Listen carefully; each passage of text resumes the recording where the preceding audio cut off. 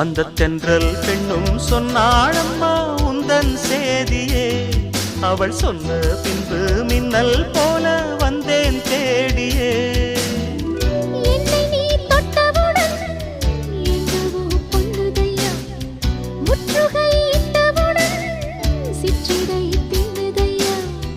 வெட்கம் விடுமோ அச்சம் விடுமோ, தக்க துணைதான் பக்கம் வருமோ. ஒரு சோல குயில் சோடி தன்ன கூடுது கூடுது வந்து, அது நெஞ்சோ தொட்டு நினப்பும் தொட்டு பாடுது பாடுது சிந்து.